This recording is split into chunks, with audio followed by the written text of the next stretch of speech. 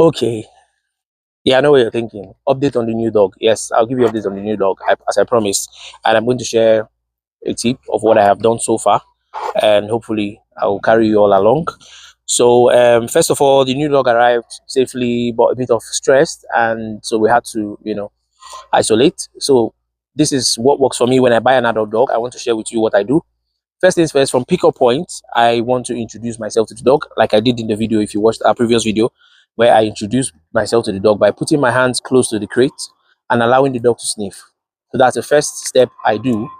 And then the next step, while riding with the dog to the house, I call the dog by its name and make sure that the dog knows that it's a familiar person. Of course, the dog knows it's not a familiar person, but then having to call the dog by its name makes the dog know that, okay, you're not my owner, but at the same time, you know my name. So for you to know my name, it means my owner is aware that you have me.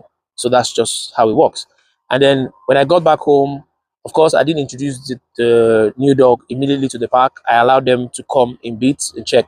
One very important thing you want to do when you buy a new dog to your park or to your kennel, you want to isolate that dog for at least for the next 1 week. So I do 1 week, I do more than 1 week sometimes, depending on the health condition of the dog.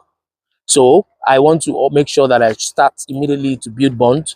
One of the things I do is by that sniffing, allowing the dog out of the crate and offering reassurances to the dog. And then after a while, I want to, of course, I've gotten information from the breeder or the person I'm buying the dog from.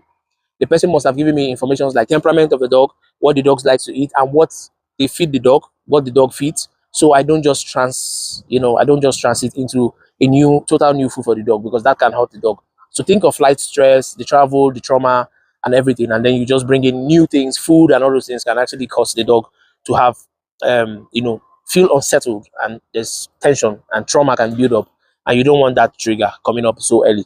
That way, you can startle the dog, and then the dog can get fear, and then you get aggression.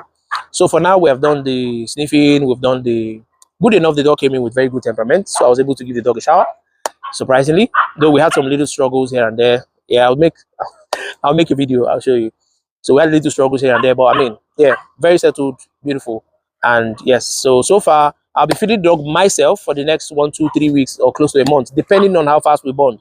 Some dogs are very quick to bond, and they are able to smell or scent a very nice, caring person. Yes, I said so. Dogs have lots of beautiful scents. So comment below some of the things you can do or the things you've done before when you acquire an adult dog, and we'll continue from here. I'll give you updates more days to come. Thank you so much for watching again. I'll see you.